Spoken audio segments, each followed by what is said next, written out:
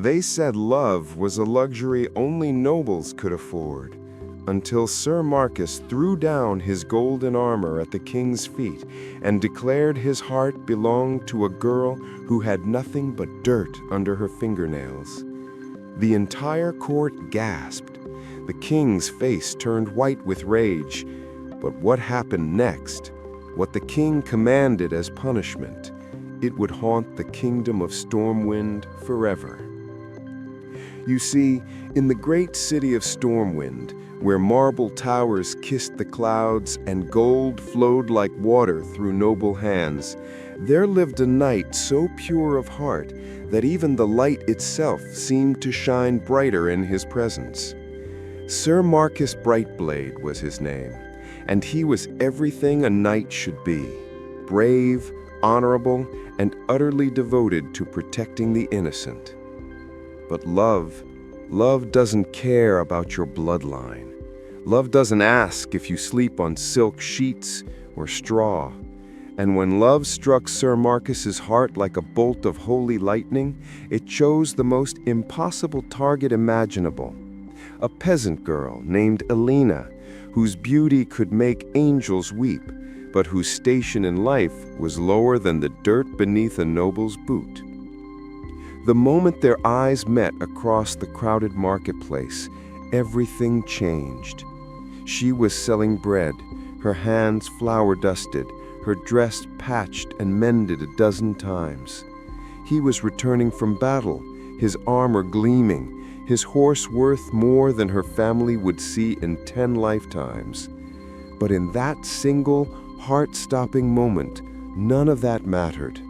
What mattered was the way her eyes held kindness even in poverty, the way his heart hammered against his chest like it was trying to break free, and the way fate itself seemed to hold its breath as two souls recognized each other across an impossible divide. Little did they know their love would spark a chain of events that would shake the very foundations of the kingdom and lead to a punishment so shocking, so unprecedented, that it would be whispered about in taverns and castles for generations to come. The cobblestones of Stormwind's trade district were still damp with morning dew when Sir Marcus Brightblade rode through the gates, his desterier's hooves creating a steady rhythm that echoed off the stone walls. He had been away for 3 months, hunting the remnants of the Defious Brotherhood in the forests of Elwyn, and his body ached with exhaustion. His armor, once pristine, now bore the scratches and dents of countless battles. But as he guided his horse through the bustling marketplace, something made him stop. Not a sound, a scent.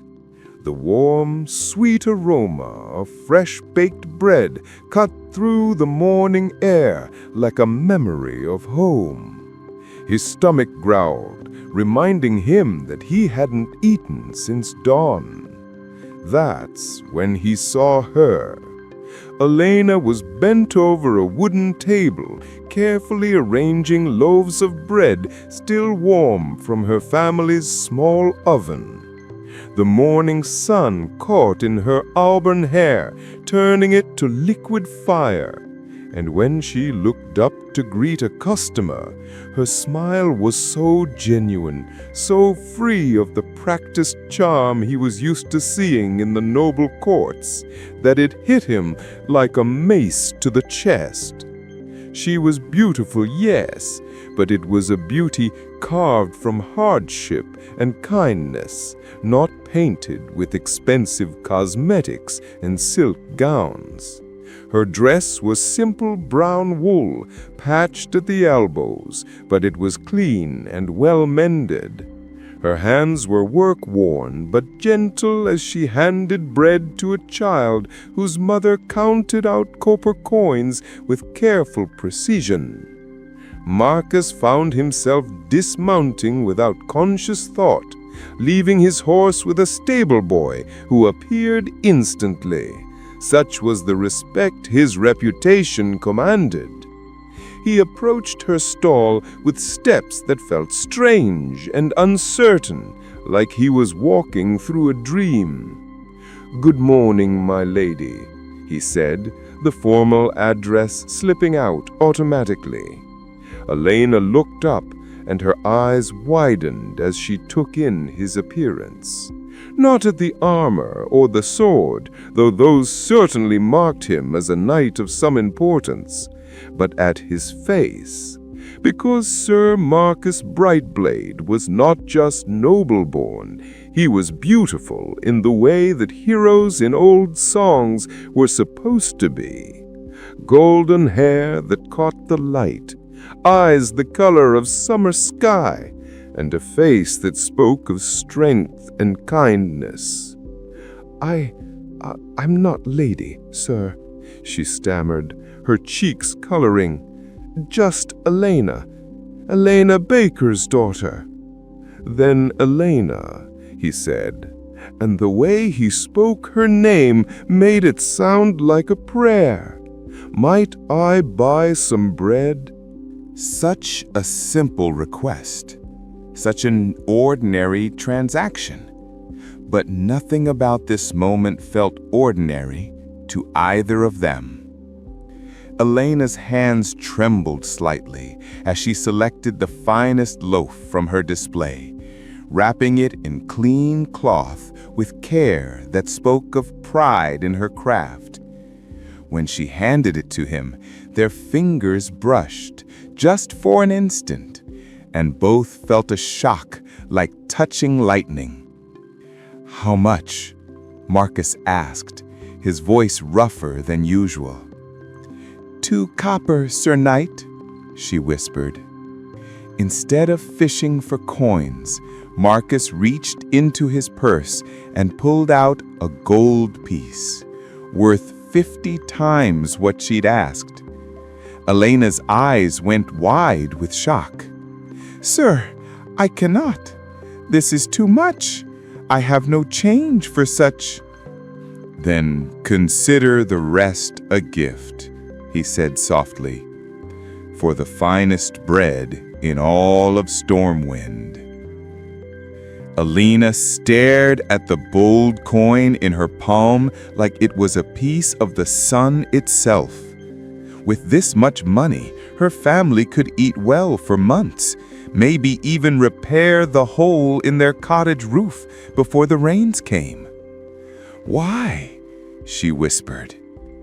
Marcus looked into her eyes, those warm brown eyes that held no greed, no calculation, but honest bewilderment at his generosity, and felt something crack open in his chest. "Because," and he paused, seeming to struggle with words that had never been difficult before. "Because sometimes a man meets someone who reminds him what he's fighting for." And in that moment, as their eyes held across the space of a simple bread stall, both Elena and Marcus felt their worlds tilt on their axis. Love, that most dangerous of emotions, had found them in the most impossible of circumstances. But love, as they were about to discover, was a luxury that neither of them could afford. 3 days passed before Marcus could return to the marketplace. 3 days that felt like 3 lifetimes, where every moment not spent thinking about Elena felt like a betrayal of something sacred. He told himself he was being foolish. He was a knight of Stormwind, heir to lands and titles, sworn to marry within his station for the good of the realm. She was a baker's daughter, born to a life of service and simplicity. But logic, it seemed, had no power over a heart that had already chosen its path. When he finally returned, it was near sunset, when the market was winding down for the day. Most of the vendors were packing up their wares, counting their coins, heading home to warm dinners and comfortable beds. Elena was still there, carefully wrapping the few remaining loaves to take home. Bread that hadn't sold would still feed her family. She looked up when his shadow fell across her table, and the smile that bloomed on her face was like sunrise after a long, dark night. "Sir Knight," she said, and there was something in her voice, warmth, recognition, perhaps even hope, that made his heart race. "Marcus," he said. "My name is Marcus." "Marcus," she repeated. And hearing his name on her lips felt like a benediction. I hoped you would come back." The admission hung in the air between them, dangerous and beautiful. They both knew what it meant, what it implied. They both knew they were stepping onto treacherous ground. "Walk with me?" he asked, extending his arm in a gesture that was both courtly and somehow intimate. Elena glanced around the emptying marketplace, then at her remaining bread.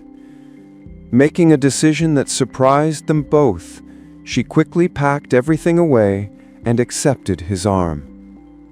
Her touch was light, careful, as if she were afraid she might damage something precious. They walked through the streets of Stormwind as evening painted the sky in shades of gold and crimson. Marcus led her away from the main thoroughfares, down quieter paths where they might talk without drawing attention. They ended up in one of the city's smaller gardens, a peaceful place where fountains whispered secrets to the roses.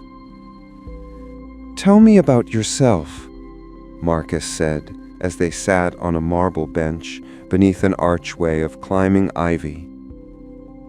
Elena was quiet for a long moment, as if no one had ever asked her such a question before. "I dream about having enough," she said finally. "Enough food that my little brother doesn't go to bed hungry.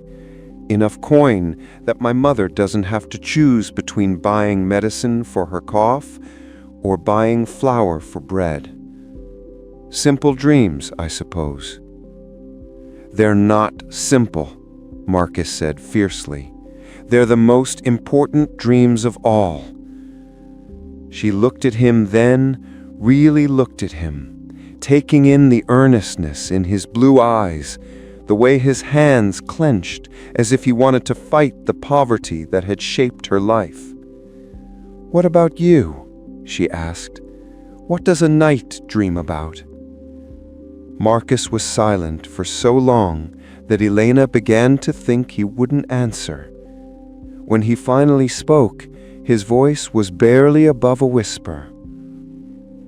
"I used to dream about glory, about being remembered as one of the great heroes of Stormwind, about my name being spoken with reverence long after I was gone." He paused, his eyes finding hers in the gathering dusk. "But lately, I dream about brown eyes and warm bread and a smile that makes me believe the world is worth saving." The words hung between them like a bridge across an impossible chasm. Elena felt her breath catch, felt her heart begin to race with something that felt terrifyingly like hope. "Marcus," she whispered, "we shouldn't." "I know," he said, but his hand found hers on the bench, his fingers intertwining with hers like they belonged there. "I know all the reasons why this is impossible. I know about duty and station and what's expected of me. But Elena, when I look at you, all of that fades away.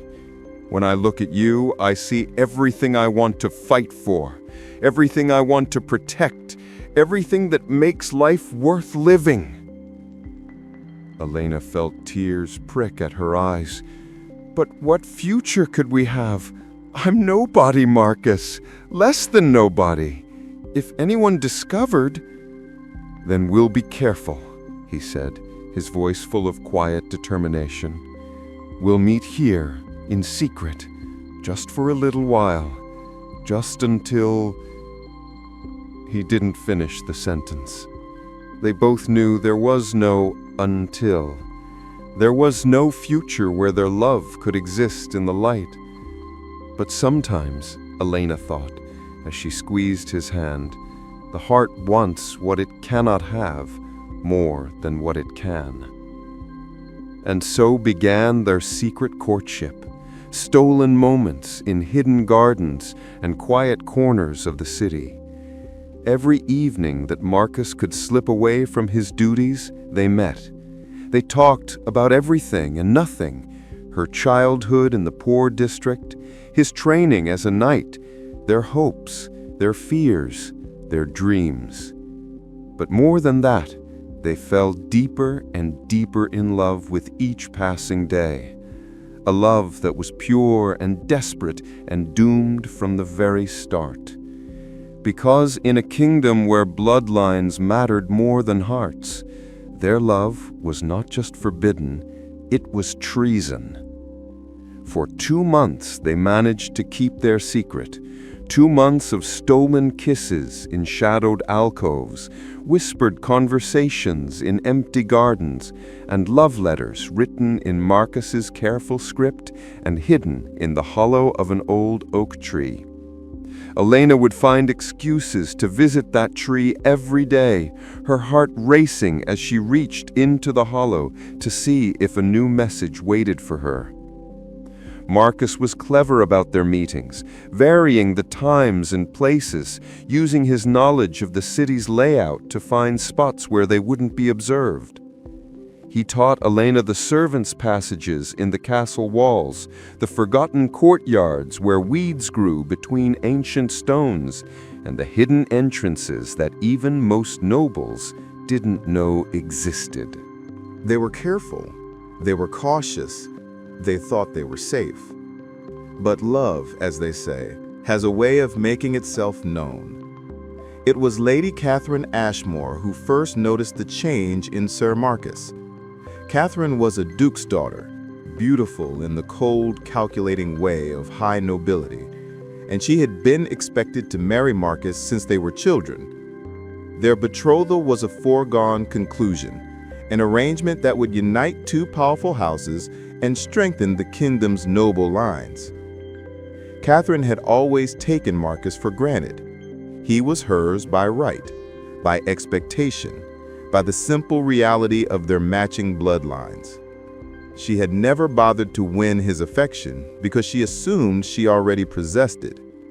But lately, she had begun to notice things. The way Marcus's eyes would drift during court functions, as if he were thinking of somewhere else he'd rather be. The way he would find excuses to leave early from social gatherings, claiming fatigue from his duties. The way he had stopped looking at her with the mild, dutiful interest she was accustomed to and had started looking through her as if she were made of glass. And then there were the physical changes. Marcus had always been handsome, but now there was something different about him. A glow, a vitality, the kind of radiance that only came from being deeply, desperately in love. Lady Catherine was not a woman who accepted mysteries. She was not a woman who allowed things to happen without her knowledge or permission. And she was certainly not a woman who would let another take what belonged to her without a fight. So she began to watch. She assigned her personal servants to observe Marcus's movements, to note when he left the castle and where he went. She cultivated friendships with gossipy ladies in waiting who might overhear conversations or notice unusual behavior. She turned her considerable intelligence towards solving the puzzle of Marcus's transformation.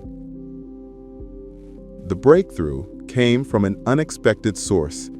Little Thomas, Elena's 7-year-old brother, had been playing in the streets near the old garden when he saw his sister talking earnestly with a man in fine clothes. Thomas, innocent in the way that children are, mentioned this to a friend. The friend told his mother. The mother was a servant in one of the great houses, mentioned it to her mistress during idle conversation, and that mistress happened to be Lady Catherine's closest friend. Catherine felt a cold satisfaction settle in her chest when the pieces finally came together. She had expected to discover that Marcus was bedding some noble widow or carrying on with a merchant's wife, something scandalous but not unforgivable. But a peasant girl? A baker's daughter from the slums? This was worse than she had imagined. This was not just adultery. This was a complete abandonment of everything Marcus was supposed to represent. This was a betrayal of his bloodline, his duties, his very identity as a noble of Stormwind. Catherine smiled as she began to plan. Marcus thought he could throw away everything they had been promised to each other for some grubby little nobody. He thought he could humiliate her, make her a laughingstock among the noble houses. He was about to learn how very wrong he was. The trap was elegant in its simplicity. Catherine arranged for a message to be delivered to Marcus, supposedly from Elena, begging him to meet her urgently at their usual garden. Meanwhile, she positioned herself and several witnesses, including her father, Duke Ashmore, and 2 other prominent nobles, in strategic locations around the garden. When Marcus arrived, his heart pounding for worry for Elena's safety, he found not his beloved, but a carefully orchestrated ambush. Catherine stepped out from behind a pillar, her face a mask of cold triumph, followed by the witnesses she had brought. "Well, well," Catherine said, her voice carrying clearly in the still evening air. "So this is where the great Sir Marcus Brightblade has been spending his evenings, waiting for some peasant girl like a lovesick schoolboy." Marcus felt the blood drain from his face as he realized what had happened, how completely he had been outmaneuvered. "Catherine, I can explain." "Oh, I think we're past explanations, don't you? I think it's time the king heard about this interesting development." And as she spoke, Marcus saw his whole world crashing down around him, because he knew Catherine well enough to know that she would not be content with simply exposing his secret. She would demand justice. She would demand punishment. She would demand blood. The great hall of Stormwind Keep had witnessed many momentous events throughout its history. Coronations, declarations of war, the signing of peace treaties that shaped the fate of kingdoms. But none had drawn such a crowd as the trial of Sir Marcus Brightblade, Knight of the Realm, accused of the gravest sin a nobleman could commit, loving beneath his station. King Varian Wren sat upon the lion throne, his face carved from stone, his blue eyes hard as winter ice. To his right stood Lady Catherine Ashmore, resplendent in a gown of deep purple silk, her head held high with the righteousness of the wronged. To his left, the noble lords and ladies of the court whispered among themselves like a flock of carrion birds, their excitement barely contained. And in the center of it all, flanked by 2 guards, stood Marcus. Gone was his gleaming armor, replaced by simple clothes befitting a man stripped of honor. His hands were bound behind his back, but his head was unbowed. Even in disgrace, he carried himself with the dignity of a true knight. "Sir Marcus Brightblade," the king's voice boomed across the hall, "you stand accused of conduct unbecoming a knight of this realm. You are charged with breaking your sacred oath of betrothal to Lady Catherine Ashmore. Most grievously, you are accused of debasing yourself with a common peasant, bringing shame not only upon your own house, but upon the very institution of nobility itself." The crowd murmured, a sound like distant thunder. Marcus remained silent, his eyes fixed on the king's face. "How do you answer these charges?" Varian demanded. For a long moment, Marcus said nothing. The hall fell silent, every person present holding their breath. When he finally spoke, his voice carried clearly to every corner of the vast room. "I answer that I am guilty of love, Your Majesty. If that is a crime, then I stand condemned." The simple words hit the crowd like a thunderbolt. Gasps echoed through the hall.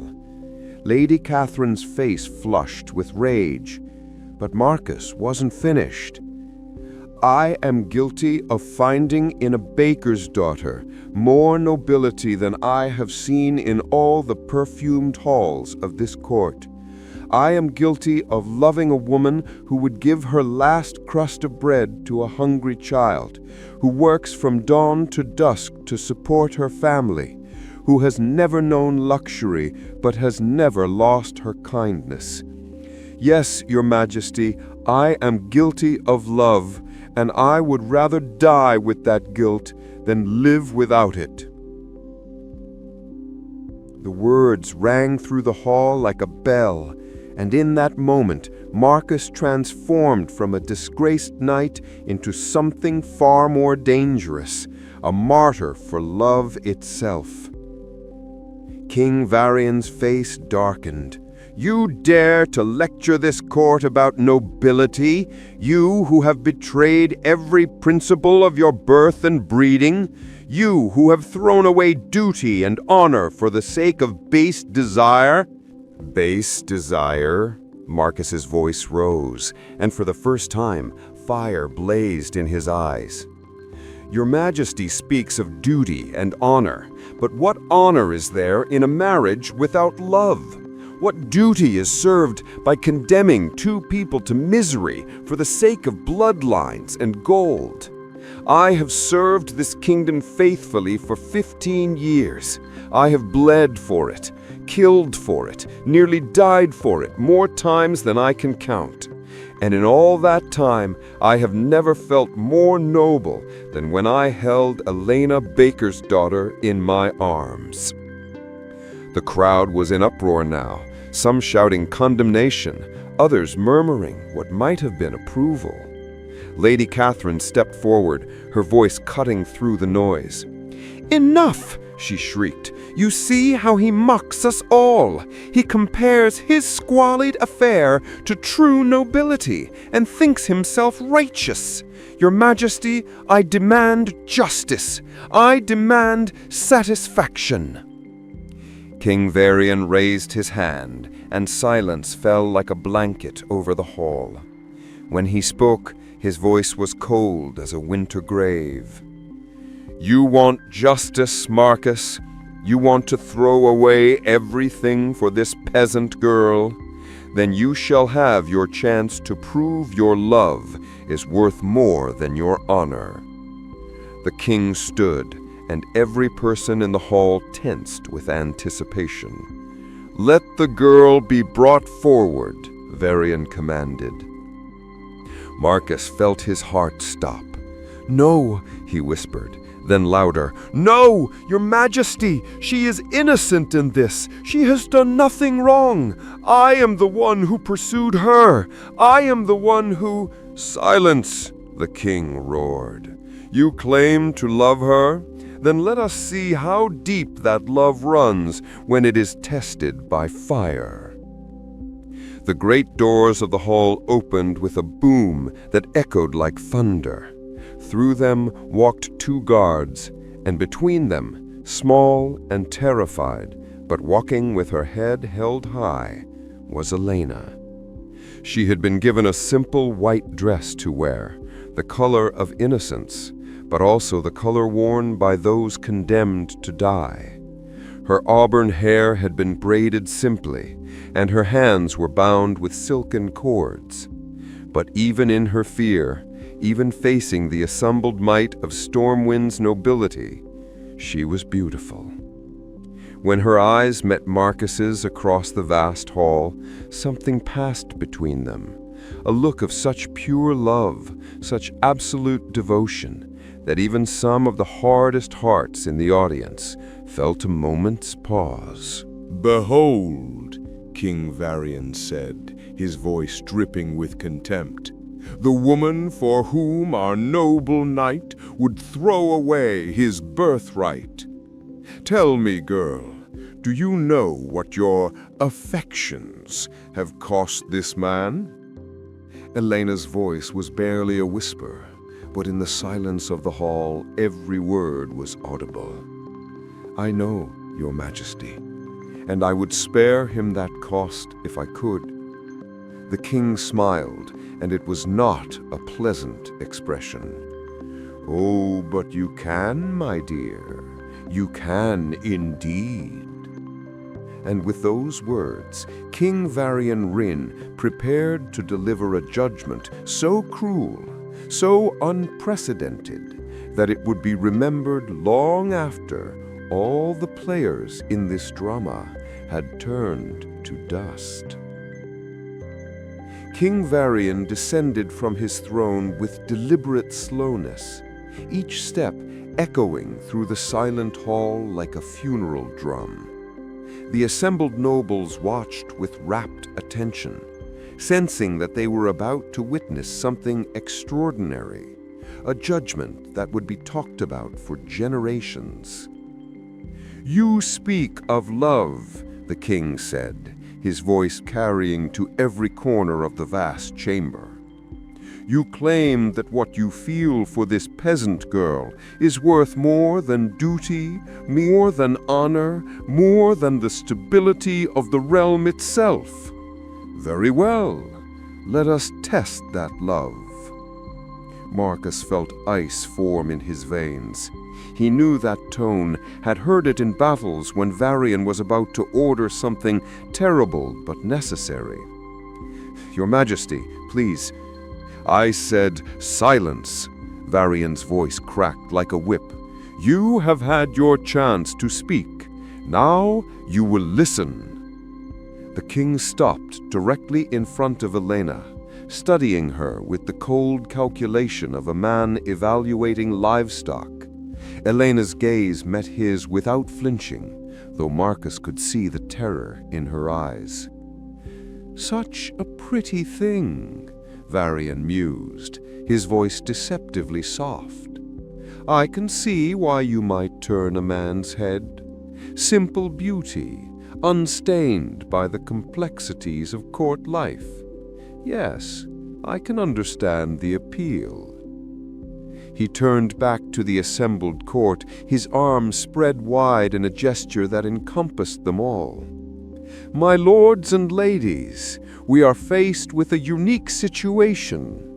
A knight of the realm has declared that his love for a peasant girl supersedes his obligations to his king, his betrothed, and his very bloodline.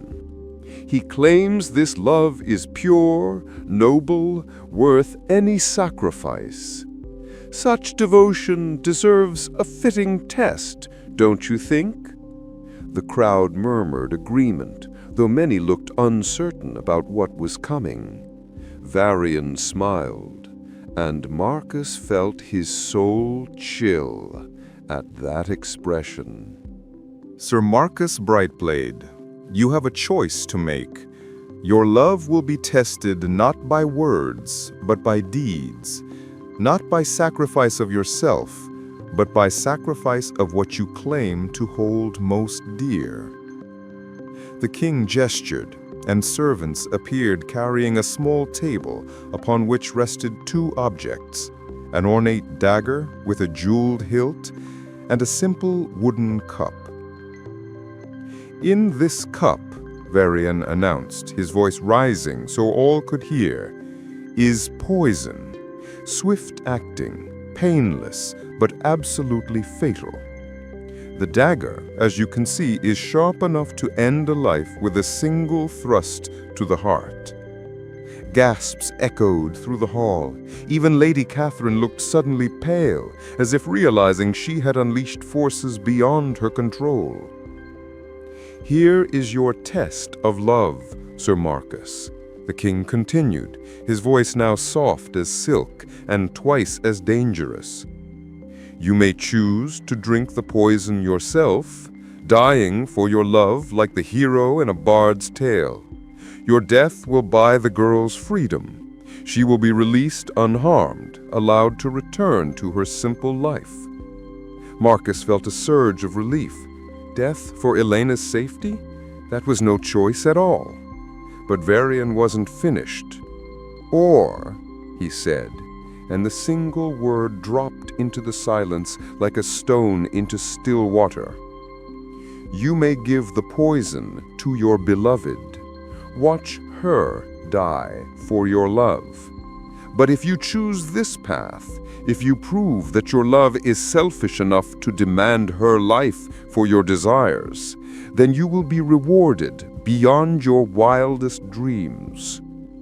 The hall erupted in shocked whispers, but Varian's voice cut through them all. "Choose her death, and you will be granted everything. Your betrothal to Lady Catherine will be dissolved. You will be given lands and titles beyond those of your birth. You will be elevated to duke, with holdings vast enough to satisfy any ambition. All this in exchange for proving that your love burns hot enough to consume even its object." Marcus stared at the king in horror. "You're mad," he whispered. "Am I? Or am I simply offering you what you claim to want? Ultimate love requires ultimate sacrifice. If you truly love this girl, prove it by being willing to destroy her for that love. Show us that your passion burns bright enough to consume even her life. Become the tragic lover of legend, the man who loved so fiercely that not even death could contain his desire." Elena's voice cut through the stunned silence, clear and strong despite her fear. "Choose the poison for yourself, Marcus. Don't let him twist your love into something dark." But that wasn't the worst part. The worst part came when Varian raised his hand for silence and delivered the final, cruelest twist of his judgment. "However," the king said, his voice now barely above a whisper, but somehow audible to everyone present, "if you choose to die yourself, if you take what seems to be the noble path, know this: the moment your body grows cold, she dies anyway. Your heroic sacrifice will buy her exactly nothing. She will follow you to the grave within the hour, executed as a seducer of nobility, as a threat to the natural order." The words hit Marcus like a physical blow. He staggered, his bound hands useless to catch himself. "But if you choose her death," Varian continued remorselessly, "if you poison her with your own hand, then she dies for love. She becomes a martyr to romance, remembered forever as the girl who died for a night's devotion. Her name will be sung in ballads. Her story will inspire lovers for generations.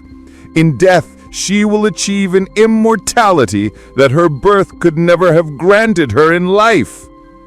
The king stepped back, his arms spread wide. So choose, Sir Marcus Brightblade. Choose death without meaning, or death with eternal glory. Choose to die as a failed hero, or to live as a successful villain. Choose the easy path that saves no one, or the hard path that gives your love meaning for all eternity. Marcus looked from the poison to Elena's face, saw the love and terror warring in her brown eyes, and realized that King Varian had crafted a trap so perfect, so absolutely cruel, that there was no way out. No matter what he chose, Elena would die. The only question was whether her death would have meaning. And in that moment, Marcus understood that this wasn't really a test of love at all. It was a lesson in the absolute power of kings. The great hall of Stormwind Keep had fallen so silent that the sound of a pin dropping would have echoed like thunder. Every eye was fixed on Marcus as he stared at the table before him, the poison that would kill, the dagger that would end, and the impossible choice that would damn him regardless of what he decided. Elena watched him struggle, her heart breaking, not for her own fate, but for the agony she could see tearing him apart. She had always known their love was impossible, had accepted from the beginning that it would likely lead to tragedy. But she had never imagined it would lead to this, to Marcus being forced to choose not between love and duty, but between two different kinds of hell. "Marcus," she said softly, her voice somehow carrying clearly through the vast chamber. "Look at me." His tortured gaze found hers across the space that separated them, and for a moment it was as if they were alone again in their secret garden, with nothing between them but love and hope. "I need you to listen to me," Elena continued, her voice growing stronger.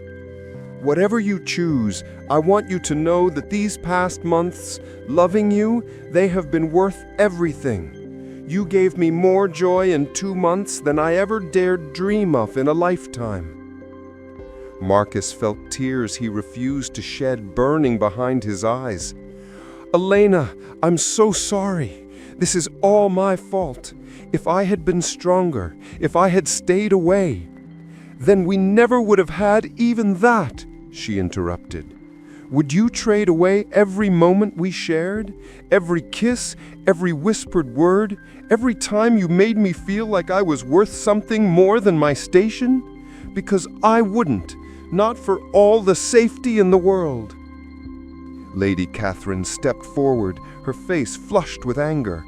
"Enough of this romantic nonsense," she shrieked. "Make your choice, Marcus. Stop wallowing in sentiment and be silent." The voice that spoke was not the king's, not Marcus's, but Elena's. And somehow, impossibly, the peasant girl's quiet command carried more authority than all the noble blood in the room. Elena looked around the hall, her gaze taking in every face, the leering courtiers, hungry for spectacle, the uncomfortable nobles who had perhaps not bargained for this level of cruelty, the guards who stood ready to enforce whatever judgment fell. "You want to see love tested?" she asked, her voice rising. "You want to know what true devotion looks like? Then witness this." Before anyone could react, before the guards could move to stop her, Elena threw herself forward. Her bound hands couldn't reach the table, but her momentum carried into it hard enough to knock over the cup of poison. The liquid spilled across the wooden surface, dark and viscous, soaking into the grain of the wood and rendering it harmless. The hall erupted in chaos. Guards rushed forward to restrain Elena. Nobles shouted in confusion and outrage, and King Varian's face turned purple with rage. "Seize her!" the king roared. "Bring more poison!" But Elena wasn't finished. As the guards grabbed her arms, she looked directly at King Varian and spoke words that would echo through the halls of power long after her death. You think you're testing love, Your Majesty? But all you're doing is proving how little you understand it. Love isn't about possession. It isn't about being willing to destroy what you claim to cherish. Real love, the kind Marcus and I shared. Real love is about sacrifice, yes, but it's about sacrificing yourself, not others. She turned her gaze to Marcus, her eyes blazing with a fierce joy that seemed impossible given the circumstances. I choose, Marcus, not you, me. I choose to die so you can live. I choose to end this farce before it can twist our love into something ugly. I choose to make my death mean something, not as a martyr to romance, but as proof that love makes us better, not worse. And with those words, Elena Baker's daughter did something that no one in that room had expected, something that would haunt King Varian for the rest of his reign. She smiled. It was a radiant smile, full of peace and certainty, and a joy so pure that it made several of the watching nobles step back involuntarily. It was the smile of a woman who had found something worth dying for, and who was grateful for the chance to prove it. "Bring all the poison you want," she said to the king. "Sharpen all the daggers in your armory. It doesn't matter.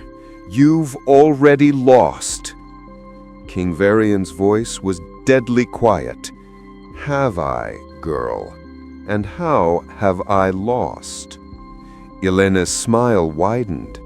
"Because you wanted to prove that love makes us cruel, selfish, willing to sacrifice others for our own desires. But instead, you've proven the opposite. You've shown everyone in this room that love makes us willing to sacrifice ourselves for others. You've made Marcus and me into exactly the kind of heroes you wanted to discredit." The king stared at her, and for the first time since the trial began, uncertainty flickered across his features. Because Elena was right. In trying to force Marcus to choose cruelty, Varian had instead created a situation where both lovers were proving the nobility of their feelings. Elena's willingness to die for Marcus, combined with his obvious anguish at her fate, had transformed them from criminals into martyrs. And martyrs, as every king knew, were far more dangerous than criminals. Just as King Varian opened his mouth to order Elena's immediate execution, poison or no poison, the great doors of the throne room burst open with a sound like thunder.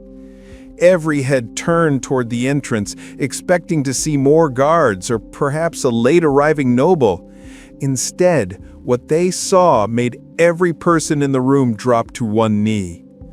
Bolvar Foredragon, Regent Lord of Stormwind, and High Paladin of the Order of the Silver Hand strode into the hall. His armor gleamed like captured sunlight, the very air around him seeming to shimmer with holy power. Behind him came a figure that made even King Varian's breath catch. Archbishop Benedictus, highest-ranking priest in all of Azeroth, his robes white as fresh snow and his staff crackling with divine energy. But it was the third figure that truly stunned the assembly into silence. Lady Jaina Proudmoore, Archmage of Dalaran and one of the most powerful sorceresses in the world, walked beside the two holy men with quiet dignity. Her blue robes rustled softly as she moved, and the air around her hands sparkled with barely contained magical energy.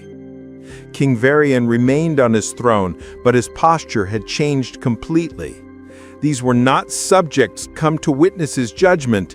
These were his equals, perhaps even his superiors in some matters, and their presence here was no coincidence. "Your Majesty," Bolvar said, his voice carrying the authority of someone who had ruled Stormwind in Varian's absence and fought beside him in countless battles. "We have come regarding the matter of Sir Marcus Brightblade and the maiden Elena." Varian's eyes narrowed dangerously. "This is a matter of royal justice, Lord Regent, not one that concerns the Church or the Curantor." Archbishop Benedictus stepped forward, his ancient face serene despite the tension in the room. "Forgive me, Your Majesty, but matters of the heart, of love itself, have always been the province of the light, and the light has shown me something disturbing about these proceedings. As has the magic I have observed, the threads of fate around these two shine with unusual brightness. Their love is not merely personal, it is significant on a cosmic level." King Varian felt the ground shifting beneath his feet. These three had not come here by chance. They had come with purpose, with information, with power enough to challenge even a king's judgment. "Speak plainly," Varian demanded. "What is it you think you know?" Bolvar's gaze swept the assembled court before returning to the king. "We know, Your Majesty, that your judgment here today has been watched by more than mortal eyes. The light itself has taken notice of what passes in this hall." The Regent Lord raised his hand, and suddenly the air in the throne room began to glow with soft golden radiance. Every person present could feel it, a warmth, a presence, something vast and benevolent turning its attention to their small human drama. "Behold," intoned Benedictus, his voice taking on the resonance that came when he spoke not as a man, but as a vessel for divine will. "The light speaks." And incredibly, impossibly, it did. The golden glow in the air began to take shape, forming words that hung suspended above the throne room like living scripture. The words appeared in the common tongue, readable by noble and peasant alike. "Love given freely, without thought of station or gain, is the truest nobility. Let no mortal king punish what the light itself has blessed." The silence that followed was absolute. Even the king seemed stunned by this direct divine intervention. But the light wasn't finished. More words formed in the air, blazing now with such intensity that several people had to shield their eyes. "Marcus Brightblade has served with honor. Elena Baker's daughter has loved without selfishness. Their union is sanctified by forces greater than earthly law." Jaina stepped forward now, her staff glowing with arcane power. "The magic confirms it, Your Majesty. Their love has created a resonance in the very fabric of reality. To destroy it would be to tear a hole in the pattern of fate itself, a wound that could have consequences far beyond this kingdom." King Varian stared at the floating words, his face cycling through rage, disbelief, and something that might have been fear. To defy royal justice was one thing, to defy divine will was another. But Marcus had heard enough. The man who had been prepared to face any punishment, to make any sacrifice, suddenly found his voice again. "Stop," he said, and though he spoke quietly, his words carried clearly through the stunned hall. "All of you, stop." He looked up at the glowing words, then at the three powerful figures who had come to his aid, then finally at Elena's face. "I appreciate what you're trying to do," he continued, his voice growing stronger. but I won't hide behind divine intervention or magical prophecy. I won't let Elena's life depend on whether gods and archmages approve of our love." Marcus turned to face King Varian directly, and in that moment he looked every inch the knight he had been born to be. "Your Majesty, you wanted to test our love? Then let me give you the answer you seek. Yes, I love Elena Baker's daughter more than duty, more than honor, more than my own life. But that love doesn't make me selfish. It makes me want to be worthy of her. She would die for me, as I would die for her. But more than that, we would live for each other." He paused, his gaze sweeping the entire court. "You can kill us both if you choose. You can make us martyrs or criminals or cautionary tales, but you cannot make our love into something it isn't. What Elena and I have shared is pure, and it remains pure no matter what you do to us." The golden words in the air pulsed brighter, as if responding to his declaration. And in that moment, everyone present, from the king to the lowliest servant, realized that they had witnessed something extraordinary. Not just a trial, not just a judgment, but the birth of a legend that would outlive them all. The golden words hovering in the air began to fade, but their message remained burned into the memory of everyone present. King Varian stared at the empty space where divine proclamation had challenged his authority. His jaw clenched so tightly that the muscles stood out like cords. For a long moment, no one dared to breathe. The intervention of Bolvar, Benedictus, and Jaina had changed the entire nature of the proceedings. This was no longer a simple matter of royal justice. It had become a test of whether mortal law or divine will would prevail in Stormwind. When Varian finally spoke, his voice was soft as silk and twice as dangerous. "Divine intervention. How convenient. Tell me, Sir Marcus, do you think the light's blessing absolves you of earthly consequences? Do you believe that divine approval means you can flout the laws of this kingdom without punishment?" Marcus met the king's gaze steadily. "No, Your Majesty. I expect to face whatever punishment you decree, but I won't pretend that our love is something shameful just to make your judgment easier." Varian's smile was terrible to behold. "Good. Because divine blessing or not, you have still committed treason against the crown. You have still broken sacred oaths and brought disorder to my court." The king gestured toward Lady Catherine, who had been standing frozen since the light's intervention, her face pale as parchment. "Lady Catherine, you demanded justice for the wrong done to you. Do you still seek satisfaction?" Catherine looked around the hall, at the fading remnants of holy light, at the three powerful figures who had come to Marcus's defense, at the sea of faces watching her every move. When she spoke, her voice was barely above a whisper. Your Majesty, perhaps in light of these unusual circumstances, answer me clearly." Varian's voice cracked like a whip. "Do you still demand justice?" Catherine straightened, some of her old arrogance returning. "Yes," she said, louder now. "Yes, I do. Divine blessing or not, he was promised to me. He is mine by right, and I will not be humiliated by losing him to some peasant girl." Varian nodded with satisfaction.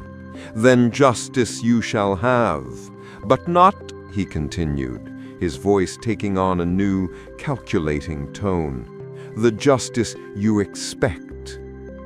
The king walked slowly around the throne room's perimeter, his hands clasped behind his back, clearly thinking through the ramifications of what had just occurred. The light has declared this love blessed. Very well. I will not stand against divine will, directly. But I am still king of this realm, and I will not have my authority mocked. He stopped in front of Elena, studying her with the same cold calculation he might use to evaluate a battlefield.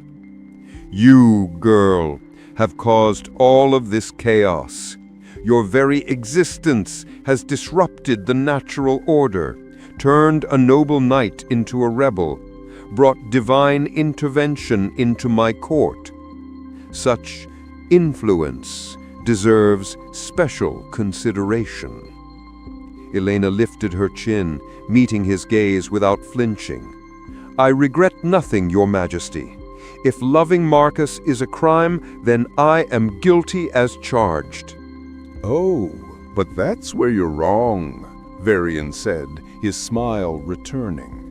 Loving Marcus is not your crime. Your crime is being worthy of the light's blessing while remaining a peasant. The words made no sense to anyone in the hall.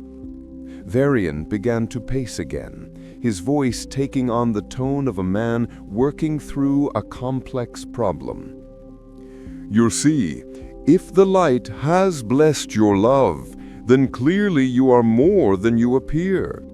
No mere peasant could inspire such devotion in a knight, could command divine attention, could stand in my throne room and speak with such authority. Therefore, you must be something else entirely. He stopped abruptly, turning to face the assembled court.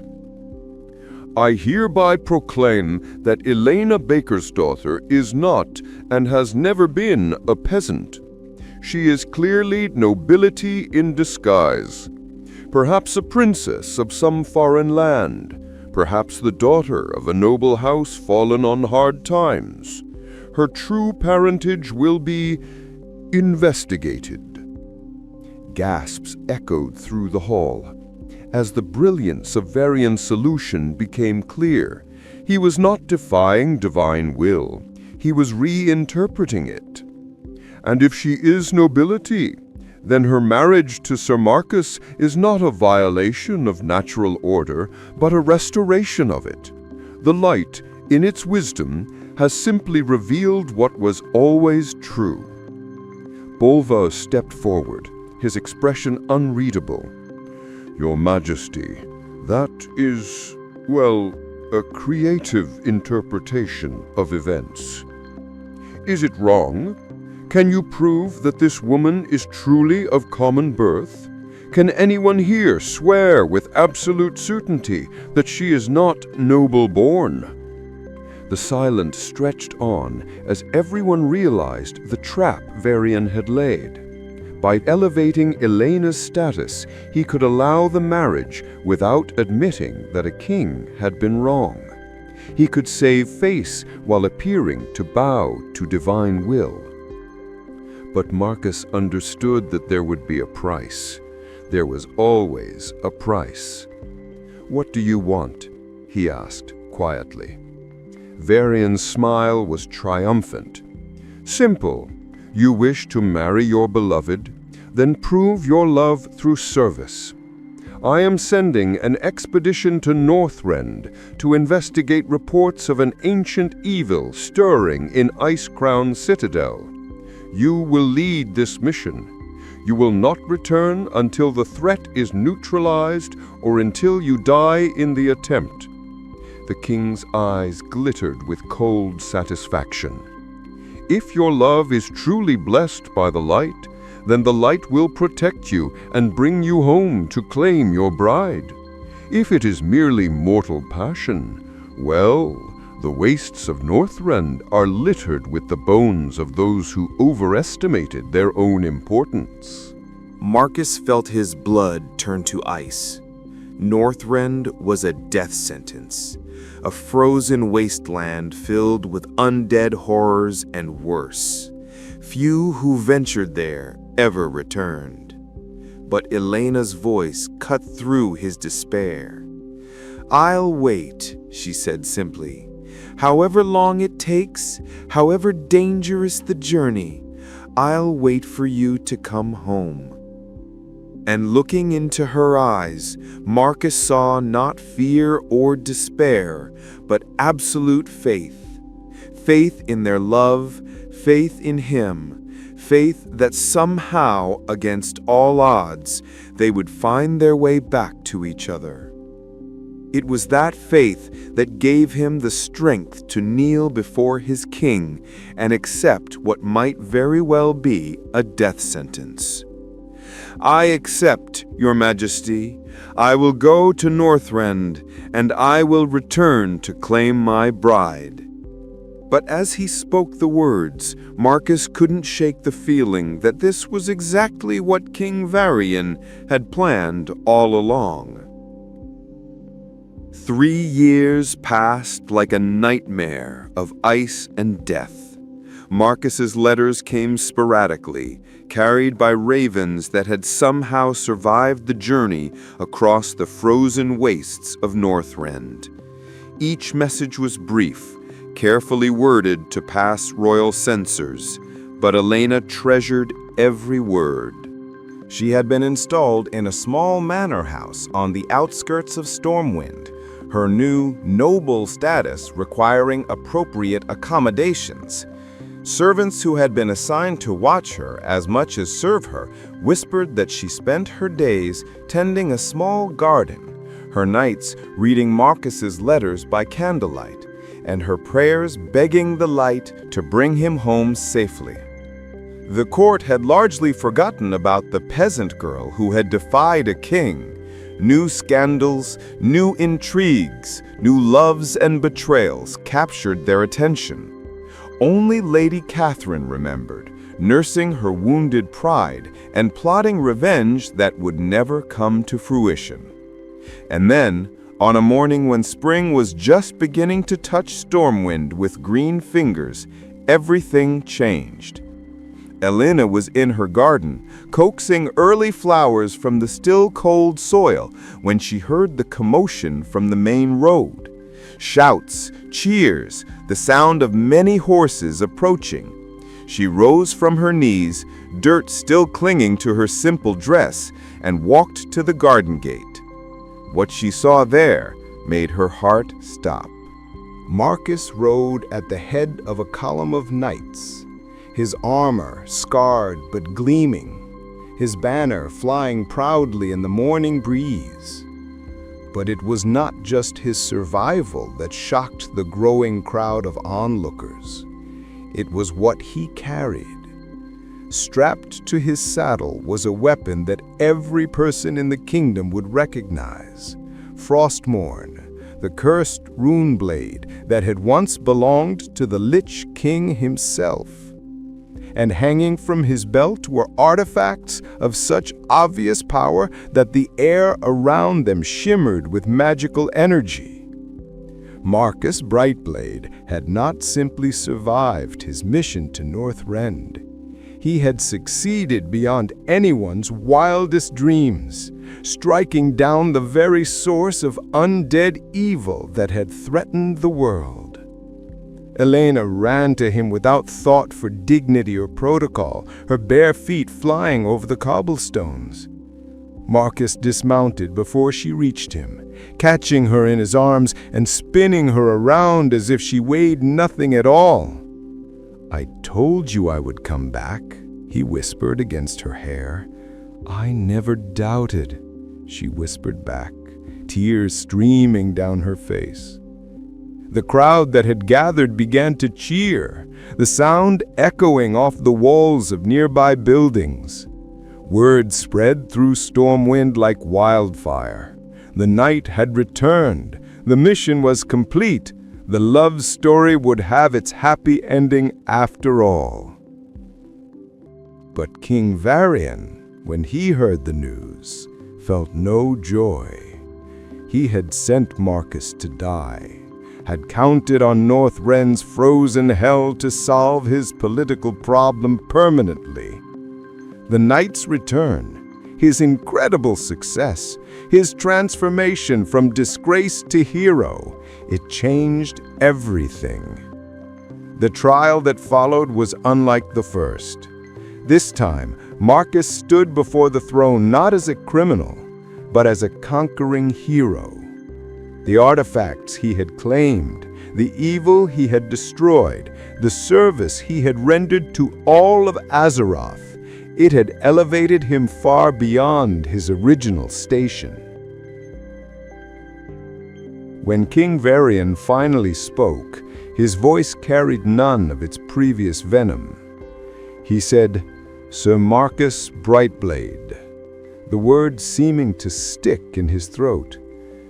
"You have served the realm with distinction. You have proven your worth beyond any doubt. The crown recognizes your right to marry the Lady Elena and grants you both the titles and lands appropriate to your new status." The cheers from the assembled court were genuine this time, born of admiration rather than mere spectacle. Marcus had become exactly what Varian had tried to prevent, a hero whose love story would inspire generations. But the king wasn't finished. Rising from his throne, he approached Marcus with an expression that mingled respect with something that might have been regret. "There is one more matter," Varian said quietly, his voice carrying only to Marcus and Elena. "Your success in Northrend has earned you more than just the right to marry. It has earned you the right to ask a boon of your king. Speak, and if it is within my power, it shall be granted."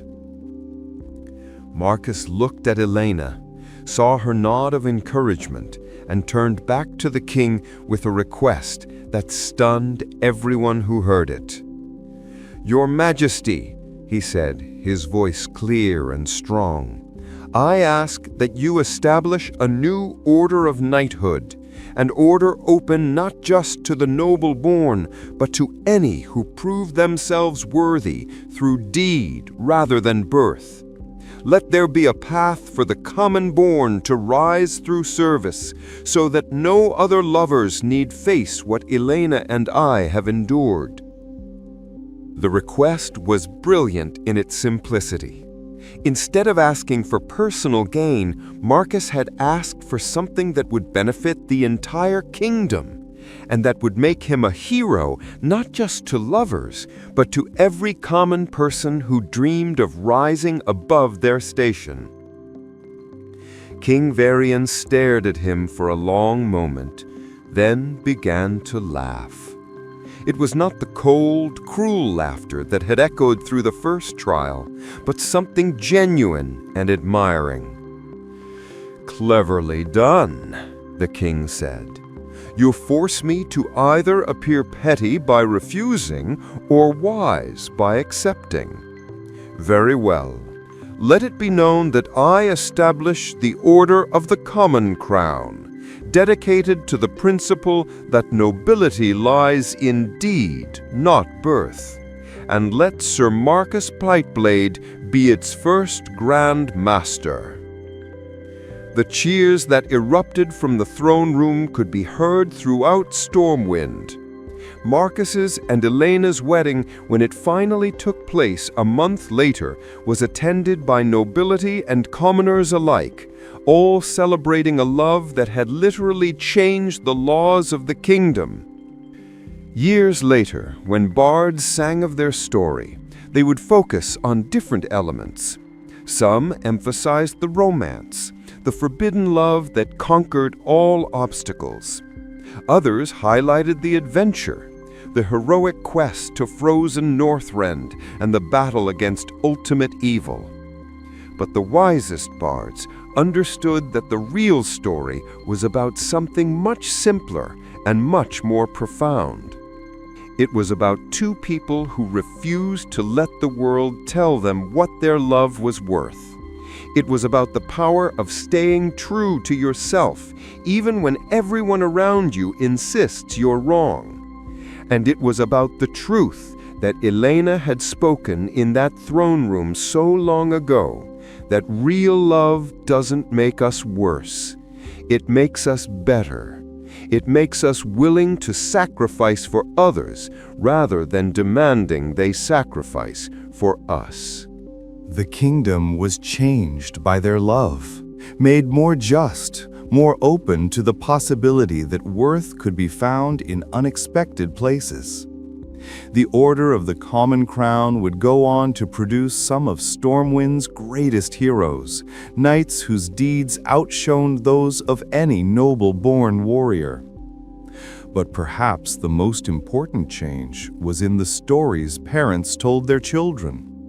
No longer were the tales all about princes and princesses, about love being reserved for those of proper breeding. Now children grew up hearing about the knight who loved a peasant girl, and the girl who loved him back so purely that even the light itself took notice. They learned that love was not about station or wealth or what others thought was appropriate.